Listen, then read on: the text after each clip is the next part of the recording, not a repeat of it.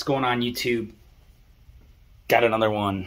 2018 GMC Sierra 2500 HD 4-wheel drive. It's got the 6.6 L5P Duramax in it. Customer had the vehicle towed in as a crank, no start. I talked to the customer, real awesome guy. His concern was that he may have gotten bad fuel. He said that he had fueled up at a fuel station up by his cabin that he normally does not go to, and shortly after a complete refueling event, he said that he got no more than 3 to 4 miles down the road, and all of a sudden on the information display on his instrument cluster, he got the water and fuel message, reduced engine power, and made it maybe 500 feet, and the vehicle stumbled and stalled out. At that point, he said he went under and tried to drain the water out of the fuel water separator. He said he got a little bit of water out of there, looked brown, tightened her back up, crank, no start. So at this point, he had it towed to his home or his residence or either his cabin, I can't remember which, but he said, I changed out the fuel filter, and when I took the fuel filter out, he said, I noticed there was a lot of water in there. I asked him, well, what color was the water? And he said it was, kind of brown. And of course there was diesel in there. I said, did you see any white crystals or any type of anything else that you might have seen in the filter housing? That on these Duramaxes, in case you're not aware, the fuel filter, they did move the location on this year. The fuel filter is no longer up in the passenger wheel well, like I believe the L5P, and not the L5Ps, but the LMLs and stuff with the different, they didn't have the electronic lift pump or priming pump, low side pump, whatever you want to call it, like the newer ones do. They had basically a vacuum pump. They used vacuum to pull the fuel on the low side from the tank to your injection pump. Newer ones got an electronic pump, duty cycled, and that's what supplies your fuel. Anyways, getting back to the fuel water separator, on these newer ones, they've got the fuel filter, that is your fuel water separator. There's also a heating element in there to heat the fuel, and then there's also a water sensor that's built into that. So it's all in one assembly, and it's really easy to access, and it's on the driver's, down by right in front of the fuel tank. It's really easy to access. Unlike those LMLs, which were, you basically had to get in there. Usually I take the wheel off or the liner out and make your life a lot easier. Same concept's going to apply when you're dealing with potential fuel contamination issues on the diesels. An LM2, which would be your 3-liter inline, or the L5P, the V8, the bigger 6.6 liter, or any diesel, to be honest with you. Fuel contamination, water and fuel, is not a good thing, okay? It can wreck stuff, and it can wreck stuff quickly. In either case, I'm kind of rambling, but I just wanted to give you guys a little bit of history on it before we get into the actual case study. I filmed this about a month ago, so some of it, I filmed it quickly, so it is what it is. I'll do my best to give you guys as much as possible. I do have the scan data saved on my scan tool, so we'll take a look at that, and I hope you guys enjoyed that, enjoyed this rather, and let's get into it. 2018 GMC Sierra 2500 HD. It's got the 6.6 liter Duramax L5P, and I did a code scan on this earlier, so let's take a peek at that. So somebody did clear the codes out in this. 75,000 miles, crank, no start. It said it happened shortly after a fueling event at a different gas station, or different fueling station than what they're usually used to going to. But if you look in our permanent memory here, we got a fuel rail system pressure too low, bank 1, and then we also got this code for the fuel pressure regulator B, forced engine shutdown. Okay, now let's take a look. Before I turn this on, I just want to get underneath the truck and listen for the prime of our lift pump, or our electronic fuel pump and fuel sender unit. Let's go in here. key on, engine off. We're just going to go into engine. We're going to go to functionals, and we're going to turn this low side pump on just to listen to it and take a look at low side fuel pressure. Let's see here. So here's fuel pump 2 relay, fuel pump relay. We're going to go to the fuel pump relay. Yeah, all lines are connected.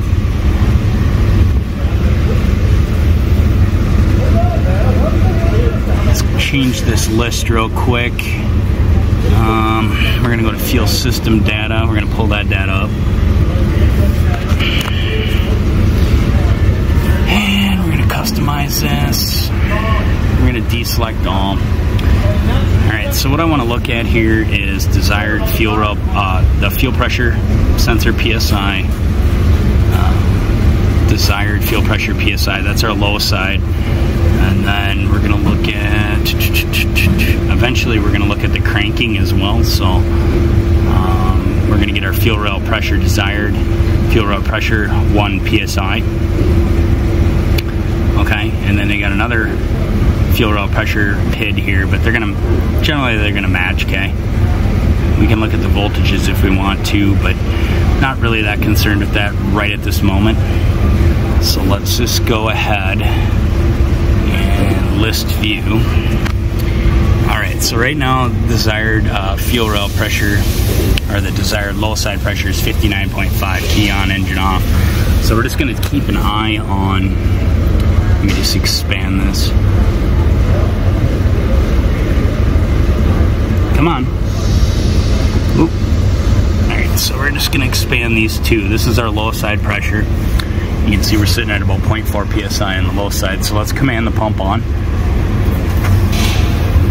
There you go. You can see that we were able to build pressure. Okay.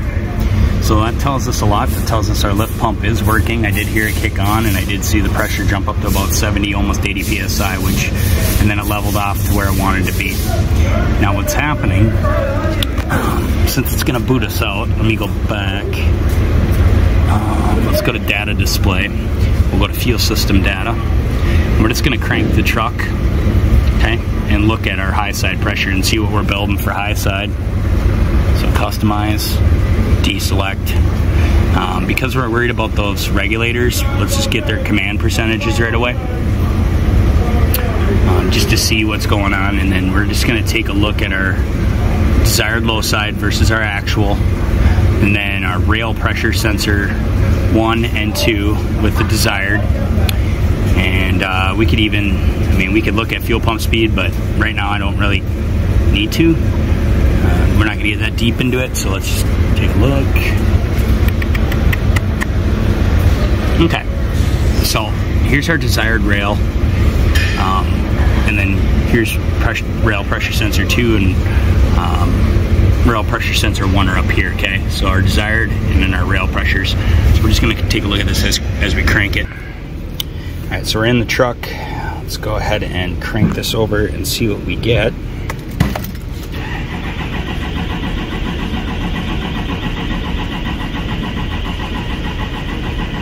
Of course, my battery's dying. Of course, the battery's going dead, so we'll have to, let's pause this real quick. Let's take a look at what we ended up getting there. We're gonna have to put a battery tender on this. Alright, so it looks like we built about 1,000 psi, which is not nearly enough. You can see there. Hold on a second. Let me move my cursors over. Actually, before we get carried away, let's just save this. Alright, so I want to show you guys this scan data that I did save. The reason I'm showing you this is so that you guys can actually see the values a lot better this way. When I was filming it live, the glare from the screen makes it difficult, and then we can kind of break this down a little bit further since I'm at home and not under the gun or the pressure of being in the shop. So we're in our ShopStream scan data viewer. This is what it's going to look like when you have a snap-on and you save scan data or graph data.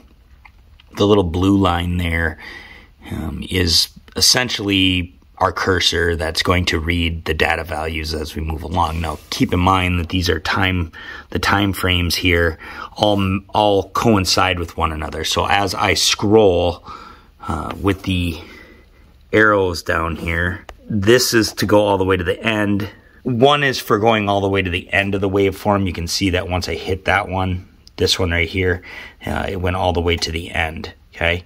And if I hit this one here, it's going to go all the way to the beginning of the recording there. Okay, so that's the beginning of the recording. To zoom out, you can zoom out on your data that you stored and zoom in on it, okay, to get more detail. So actually the left one here is the zoom out. So if you see here, this is my entire saved data. So we'll zoom in a little bit, and this is just so you can make, faster adjustments, because it takes a little bit. You can hit the play button too, the play and pause button, and it'll actually play through. So this is going to take you through. I've got it playing right now as it's recording. But what I want you to look at, let me pause that before it gets to where I don't want it to be. Okay, so what I want you guys to look at is the data PIDs I chose to look at. I chose to look at fuel pressure regulator 1%, fuel pressure regulator 2%. These are command percentages by the computer. And then our desired rail pressure, or our desired low side fuel pressure. Again, we're not cranking yet, okay? So these values you're seeing right now are rest. Key on, engine off. It's saying it wants 58.5 for a desired low side pressure, but there's no low side pressure until we start cranking. Desired fuel rail pressure is our desired rail pressure, okay? And you can see that it's at 4,829. That will change as we start to crank it. We've got rail pressure sensors, and then we've got desired rail pressure. What I want you guys to focus on is the fuel pressure actual on the low side here versus the desired. And then I also want to look at, pay attention to the desired rail pressure versus the rail pressure sensors, okay? So as we go into this cranking event, up top here is our regulator command. So you can see as we were cranking it, we were getting a regulator command on regulator 1, which is on our injection pump. And we were getting a regulator command on 2, which is our, fuel pressure regulator on the bank 1 fuel rail at the back of the rail, okay? Both commands are there according to scan data. And then you can see our desired fuel pressure stays constant at about 59.5 psi. 59.5 psi. I think I said 58 before. In either case, about 60 psi on the low side pressure. And you can see here, we were well up in the 60s throughout that cranking event. So you can see there on our duty cycle, we were getting what for regulator 2? About a 40 to 47% command percentage on that regulator 2. So that regulator was being commanded. And then on this regulator, on the actual fuel injection pump, regulator 1, we were getting about anywhere from 60 to 72 percentage command, okay? So looking at our fuel pressure on the low side, we were well within spec, or well within the desired, okay? So we had low side pressure, we were getting regulator commands at the injection pump and on the rail. But now when we look at our desired rail pressure, you can see it during that cranking event, we wanted well in the 9,000, about 9,195 psi was what we desired, okay? About 9,000 psi. What we were actually reading with our fuel rail pressure sensor 1, not even that. So this is where I will actually scroll over. So here's fuel rail pressure sensor 2, and you can see fuel rail pressure sensor 2 was getting pretty close to what we were getting on fuel rail pressure sensor 1. But let me get this into the cranking event. Okay, so there we're into frame 300. Let me pause that. Okay, we're in the cranking event. So now if we look up here, guys, because this is where our cursor is, it's going to give us the values for all those PIDs right here so we can read them, okay? Kind of cool. So this is going to be something you would do like if you're live recording while you're on a test drive. Pretty nice. Look at our regulator commands for 1 and 2. 53%, 37%. On our desired fuel pressure, I don't know why they're out of order like that. I must have switched them by accident. But our desired fuel pressure PSI was 59.5. And our fuel pressure sensor was reading 59.5. For our desired fuel rail pressure, however, we were getting 9,093, and we were only able to build on both the rail pressure sensors about 1,000 on regulator 1, which is at our injection pump, and that usually is different than fuel rail pressure sensor 2. They're going to vary within a couple hundred psi of one another, but you can see that regulator 2, or fuel rail pressure sensor 2, it's going to be a little bit different because it's in a different location than the injection pump, okay? So, fuel rail pressure sensor 1 is at the end of bank 2's rail, okay? So it takes a little bit to get from one rail to the other. So you're going to have about a 200, maybe 100 psi difference there. It's not a big deal. But in either case, our rail pressure is not where it's desired to be. So we're losing pressure somewhere. What we're going to get into next on the video is how to test to see where that pressure is going and how to make the right call, okay? So let's get into that. All right, just to give you an idea of what's going on here, here's our regulator on the rail. Put my hand down in here underneath the rail here, and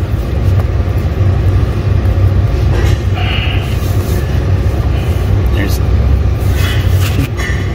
obviously leaking diesel there. So this foam here is wet. Real basic test here. So I just took my return line off the rail right here to the block, ran a hose over it. We're not going to have a lot of pressure here, guys. And then on a crank we're going to watch the quantity, and it should not be a lot. So there, key on. We're going to crank it.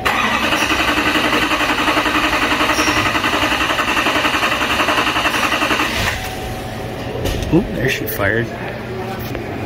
So you can see our fuel quality looks pretty poor.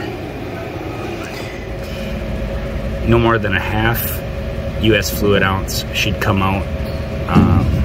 Engine cranking for 15 seconds. Alright, so we got the regulator off the rail. You can see the rust. Now this O-ring was obviously leaking. I don't know if somebody had it off at one time or not, but when you move the pintle, you can feel the binding in it. You can see the little regulator ports there. And then if you look in the rail, you'll see the junk that's in there. Now, did the high pump get this in it? Well, yeah, probably.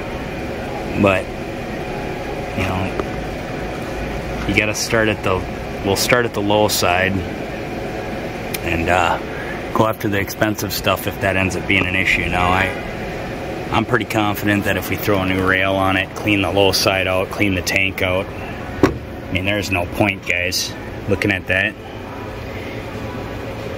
And that's coming out of this tank. So I will be taking these returns off of each injector and replacing those washers. We're going to have to clean all of this, and then all the feed lines to the injectors from the rail will get replaced as well. Those hoses seem to be fine on the return side, so I'm not too concerned. So yeah, we'll have to clean all the diesel up. Now, they technically want you to replace the foam if it gets diesel on it, but we're not going to do that. We're going to clean it because we're not getting that carried away with it. They're just worried about fires. As long as you wash it thoroughly, you should be fine. The next step is to remove we'll remove the lines at the cooler, at the fuel water separator, and we will drop our fuel tank, drain it, and inspect for contaminants. Obviously, there's a lot. He said when he drained the fuel water separator, there was a lot of brown water that came out. So bad fuel up. You know, it's unfortunate, but that's what caused that regulator to stick and eventually fail. It's odd that it started to leak. I don't know if somebody was messing with it or whatnot, but we're gonna lift this thing up, drop tank, and get the lines all disconnected for flushing. That is our fuel filter. So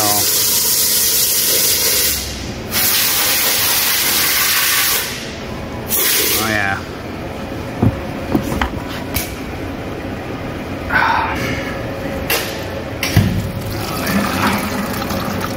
Nasty.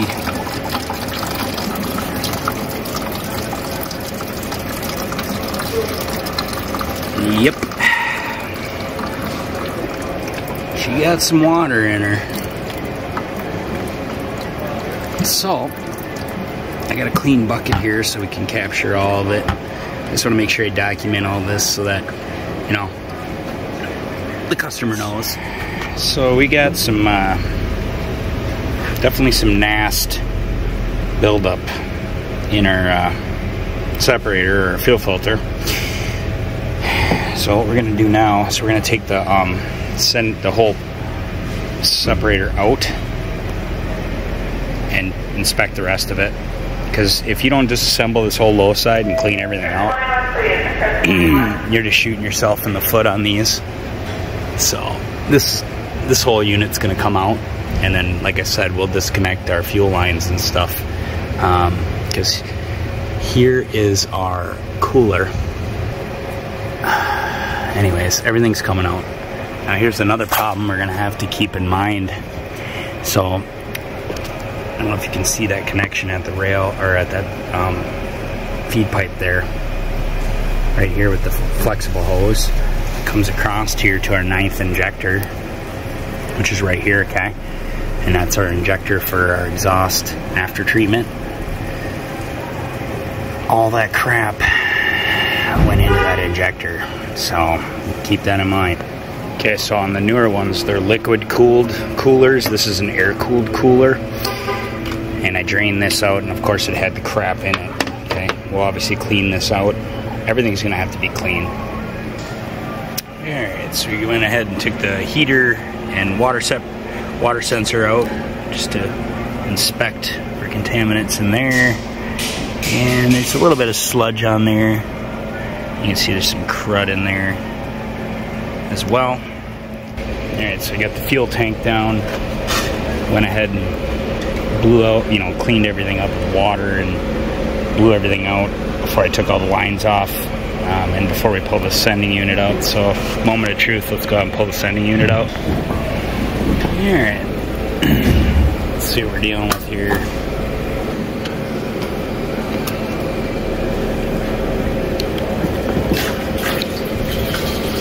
Oh yeah.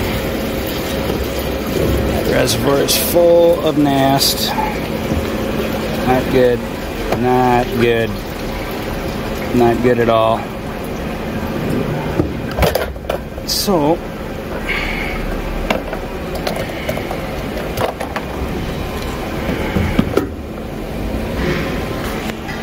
So despite the fact that the pump is actually still able to produce, I'm going to give the guy the option. Ideally, I'd like to replace everything. Alright, we started pumping her out. And as I suspected, the whole bottom side of the tank there is full of sludge.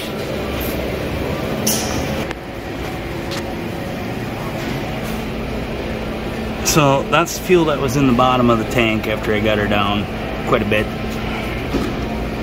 Pretty nasty. This is what came out of our fuel filter. You can see the sediment. Alright, so you can clearly see that there's no doubt about it. This fuel is contaminated. This one's pretty bad, a lot of water. What that orange sludge you're seeing is he had put an additive in, and what that additive did is it grabbed all the water, and that's what you're left with, is that sludge, nasty, gross sediment, okay? I let that bottle, I should have let it sit a little longer, but if, you know, I let that sit for a few days on my bench just to make sure he had proof that he had contaminated fuel in his system. In case he, you know, for insurance purposes or whatever the case may be. But you can see how nasty that diesel fuel is, okay? Diesel should not look like a screwdriver, right? And actually, if you look at the bottom of that, sample, you can actually start to see the sediment starting to build up on the bottom there. What I did is I scooped out some of the sludge in the bottom of the tank as I drain the tank. Now, you guys need to drain the fuel tank. Don't reuse fuel. Just get rid of it. And I'm not going to show you in this video. I didn't film myself cleaning the fuel tank, but what I do to clean the fuel tank, once I've pumped all the fuel out, I fill the tank up, I wipe out whatever I can with rags, and then I I take the shielding off the side of it, and obviously all the hoses and everything that come off of it, I clean thoroughly with just regular water. I run a lot of water through all the fuel lines. And that means all the fuel lines, I take the whole fuel water separator, fuel filter assembly out, disassemble everything, clean everything with just water, okay? With the exception of the fuel tank. That includes the lines. So take your lines off the fuel rail, run just straight water through those lines and thoroughly, and then you're going to want to blow them out with compressed air and to get all that water out of them lines, okay? You will want to let them sit at least 24 hours to allow the rest of the water to evaporate. Ideally, I like to let them sit a couple days, but I understand people don't have time, but schedule time accordingly so that you can disassemble everything, clean everything. It sucks to be down a bay, but if you don't get all the crap out of the system, especially if you're dealing with DEF, you need to wash it thoroughly because that stuff is bad, okay? Now, again, you need to warn your customer if DEF got into the system, there is a hot, once you get it out of the low side, you're fine, but anything that got up into the rail and in the injectors, again, GM recommends replacing everything. You need to pre-warn them. We can try this, cleaning out our low side basically from the fuel rail back, can all get cleaned out thoroughly. And then on your injection rail, you're going to want to pre-warn them that, hey, there's a high possibility you could have injection pump failure down the road, injectors fail down the road, fuel rail pressure regulators like this one that are corroded up. And then you cannot just get the regulator. You need to put a whole rail assembly on it. That's how GM sells it. So don't even attempt. I mean, you can disassemble it, but once you take it all apart, I mean, you're done right there. It needs a rail, okay? Anyways, once I get the tank down, drain it, clean out what I can, I fill them up with Dawn dish soap. Literally a lot of Dawn and water. I fill them up all the way up till the suds come right out the top where the fuel sending unit and the pump go in. And then I slosh it around with my hand in there as best I can, kind of scrub it. And then I dump that out, fill it up again with water all the way to the top where she's foaming out. And I do this about 3 or 4 times until I get a tank that's, fills all the way up with just clean water. Dump it all out. Get all the water, shake all the water you can out of it. Use your vacuum pump or your Mighty Vac or whatever, suck out the remainder of the water, and then I take nice clean lint-free rags and I wipe out whatever I can. Use compressed air inside the tank to get it all down to the bigger side of the fuel tank, okay? Get it all down there. Now, if you have a secondary tank or an auxiliary tank, that too needs to be considered. When it comes to the fuel pump or the sending unit, if DEF got into that fuel tank, you do not want to reuse that fuel pump sending unit. It will corrode, it will rust up, game over. Just sell them the low side pump. You're done right there. No matter how much you rinse it, the damage is probably going to be done already, all right? It'll end up opening up the motor.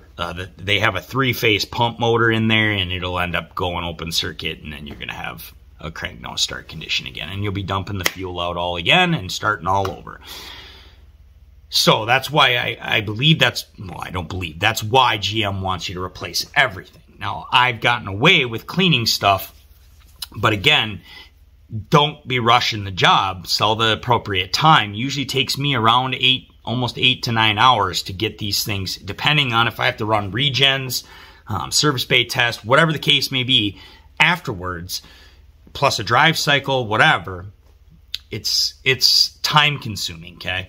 But to save money for the customer, since it is coming out of their pocket, that's been what I've been doing. But with the understanding that, hey, we can try this. If something does fail down the road, don't be surprised. But if you don't address the low side, guys, and you start replacing stuff on the high side for this condition, where, you know, if you have a Duramax that comes in and it's got drivability issues such as failed high pump, failed injectors, failed regulators, and you find any evidence of rust, corrosion, water, DEF, whatever, you're done. If you don't address the low side, you are going to be piecemealing that, and you're just shooting yourself in the foot, and the new components you install are likely going to fail again. So it's very critical you drop that fuel tank and check and do the proper checks and clean it appropriately. Again, that's how I do it. I haven't seen any of the ones that I'm about to show you the rest of these pictures. I haven't seen any of them back with drivability issues since I've touched them. Some of these are from way back, I don't know. So let me pull this up. What you're looking at here is the fuel filter. This one had DEF contamination in it, okay? So this one I did on August 10th. Customer had a fuel rail put in it at another Chevy dealer.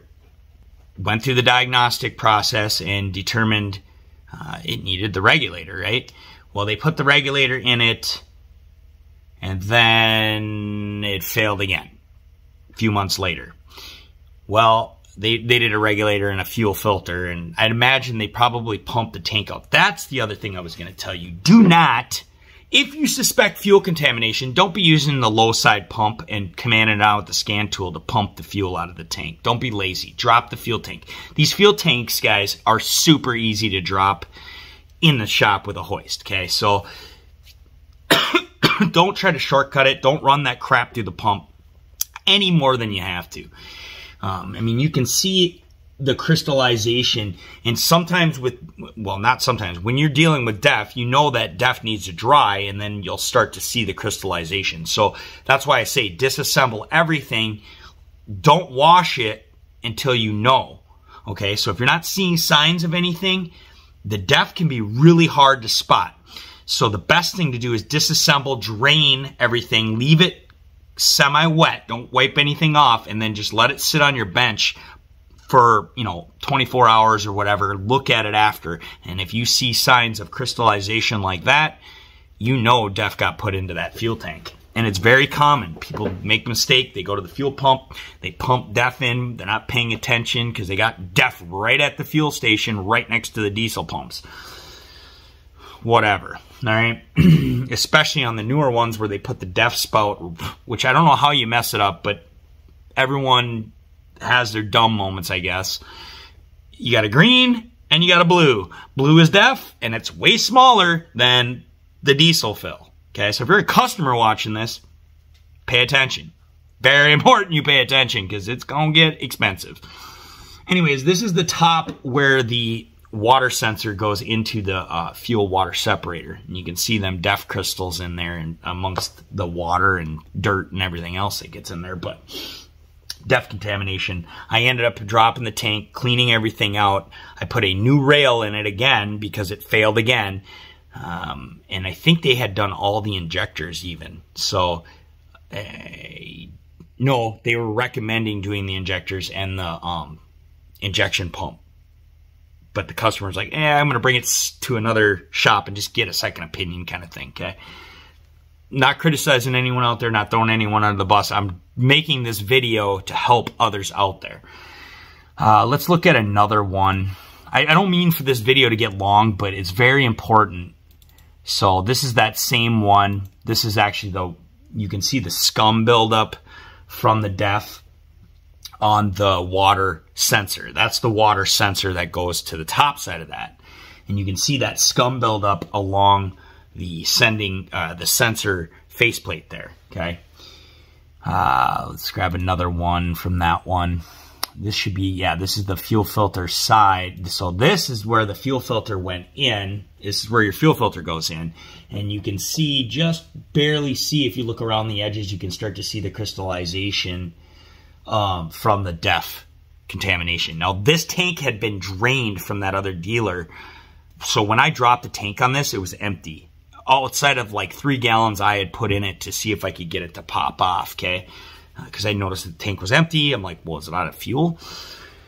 Nevertheless, I dropped the tank regardless, because as soon as I seen this, I'm trying to find the sending unit, because I had a picture of the sending unit, and I don't know if I kept it. I didn't keep it. I bet you I didn't. I bet you I lost that picture. In either case, the sending unit had rust. That's a dead giveaway. When you look at the rods on it, where the springs are, if you see rust build up on there, you're done. That pump needs to be replaced, okay? Like I said, if you suspect DEF, even water, you want to put the sending unit pump assembly in it. The assembly, because the level sensor, everything is going to be shot. Here is the deal. I have on this particular one that I did with this contamination issue, not this one with the DEF, but the one we're dealing with right now. Because the pumps are on national control or, you know, back order, whatever. And the reason being is because of all these contamination issues. I'm sure they're short supply, whatever the case may be. I ended up giving him the option. Do you want to wait? Or do you want your truck back? Because if you want your truck back, I can wash it out thoroughly with water. Because since I did not suspect DEF, there was no DEF in this one, the screwdriver one. We'll call it the screwdriver truck. There was no DEF in the screwdriver truck, just water contamination. So I ended up rinsing that one out with water thoroughly. And then, believe it or not, use water to clean them. And then afterwards, you know, letting that, you know, blowing it all out, drying it, making sure the pump assembly is really clean. Once I reinstalled everything with the new O-ring and everything, then I ended up pumping I pumped fresh diesel through that 3-phase pump into a bucket before I let it go anywhere into the system and to the filter or anything. That's how I do everything, as I just slowly work my way back to the front and prime everything and get everything clean with clean diesel as best I can. Blow out the rail as best I can with compressed air. It's about all you can do without disassembling everything, okay? Just suggestions. This is the picture of the fuel filter. So again, I'm just showing this to you. There was very, very little evidence if I just pulled the filter. So if you just pull the filter out, you might not catch a DEF contamination issue. That's why they want you to do a specific gravity test.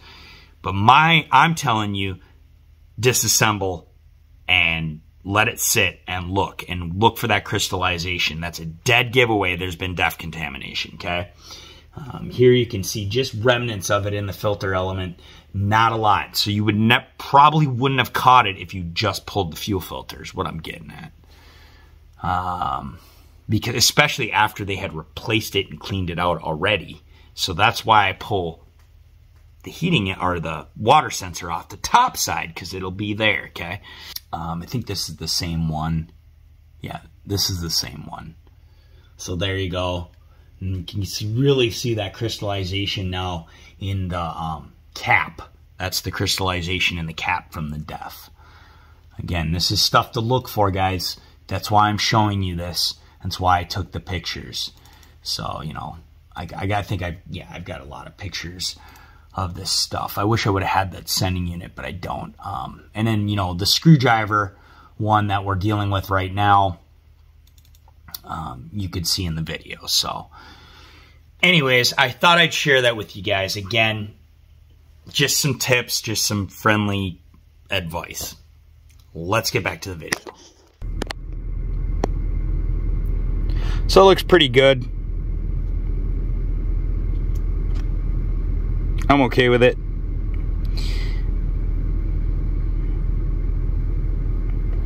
And we'll do a key off. key on with a crank. Fires right up. You can see that our high side pressure was right at 9,819. So more than enough. 66.5 on our low side. Just so you guys can kind of see. And then we'll go ahead and save this. Alright, I'm okay with it. Running good. Good power. Until you get that low side completely cleaned out, you're gonna shoot yourself in the foot if you don't, you know, get it all out of there. Now, if there's def in there, depends on the damage. Now, I couldn't get a low side pump for this thing because they're on national back order, of course. So I had to clean the pump out thoroughly and essentially just ran it. You know, when I was doing the prime, I primed it before I let it go into the, you know, I just left the feed line to the fuel water separator, fuel filter. I left that disconnected and then just ran it into a bucket on a single key on, engine off prime, just to run whatever remnants was left in the motor out of it with some fresh diesel. And then reconnected that and then disconnected the return line coming back to the tank and ran that into a bucket and then basically primed it until that system was clean, and then I started it and ran it with that off just to kind of let the, you know, the remnant, you know, anything left over in the return side get cleaned out, and then reconnected everything and good to go. So thanks for watching. That's all I got.